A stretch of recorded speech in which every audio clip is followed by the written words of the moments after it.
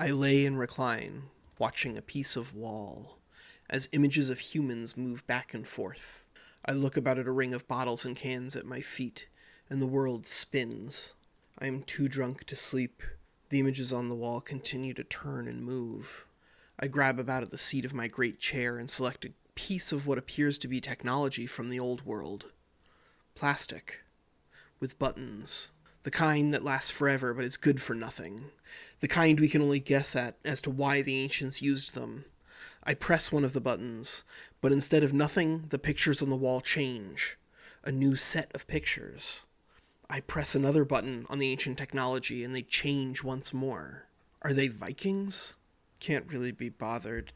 Guys are fighting each other in the background and that's good enough. Gives me something to focus on while I try to sober up. What am I supposed to be doing right now? When was I supposed to show up for the meeting yesterday? That sounds like a problem for the shareholders. In front of me sits my father, dressed in a suit. He has been dead for 6 years. He opens a metal can with his finger, takes a sip, and speaks.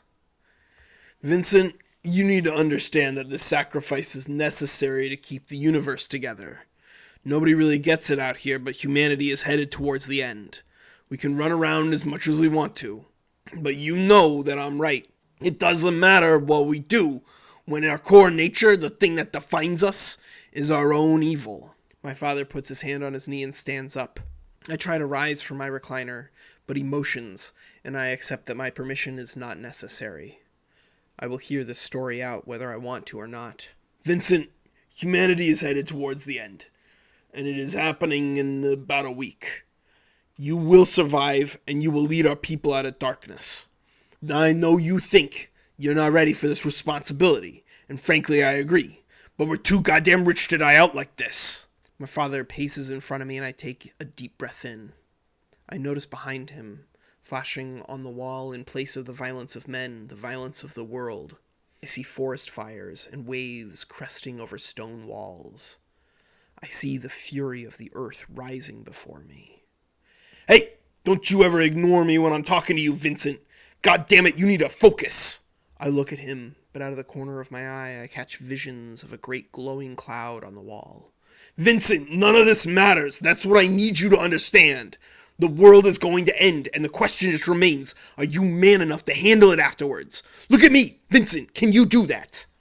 I blink, and he is gone. The wall shows me moving pictures of men wielding swords and axes and shields, so I forgive myself for identifying them as Vikings before.